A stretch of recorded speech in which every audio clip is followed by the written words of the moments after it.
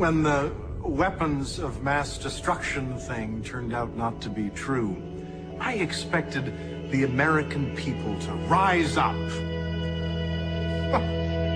They didn't.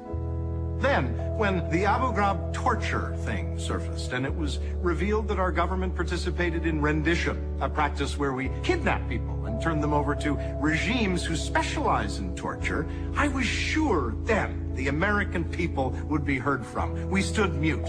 Then came the news that we jailed thousands of so-called terrorist suspects, locked them up without the right to a trial or even the right to confront their accusers. Certainly, we would never stand for that. We did. And now it's been discovered the executive branch has been conducting massive illegal domestic surveillance on its own citizens, you and me. And I at least consoled myself that finally, the American people will have had enough. Evidently, we haven't. In fact, if the people of this country have spoken the messages, we're okay with it all. Torture, warrantless search and seizures, illegal wiretappings, prison without a fair trial, or any trial, war on false pretenses. We as a citizenry are apparently not offended.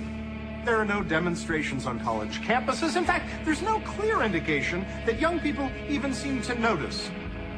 Well, Melissa Hughes noticed.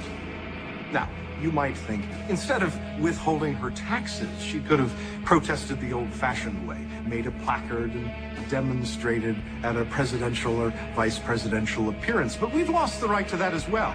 The Secret Service can now declare free speech zones to contain, control, and in effect, criminalize protest. Stop for a second and try to fathom that.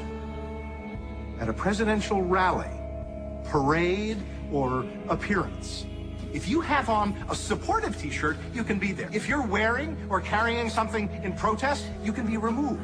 This in the United States of America. This in the United States of America. Is Melissa Hughes the only one embarrassed? And what I'm most sick and tired of is how every time somebody disagrees with how the government is running things, he or she is labeled un-American. Evidently, it's speech time. And speech in this country is free, you hack. Free for me, free for you, free for Melissa Hughes to stand up to her government and say, stick it. Objection. I object to government abusing its power to squash the constitutional freedoms of its citizenry. And God forbid anybody challenge it. They're smeared as being a heretic. Melissa Hughes is an American. Melissa Hughes is an American. Melissa Hughes is an American.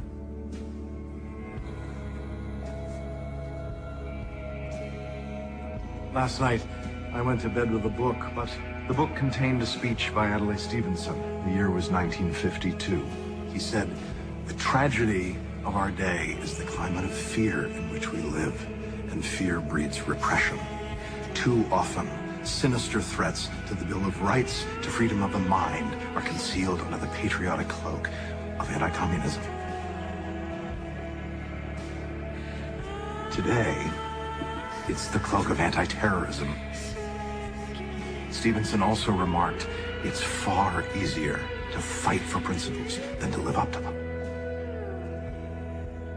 It's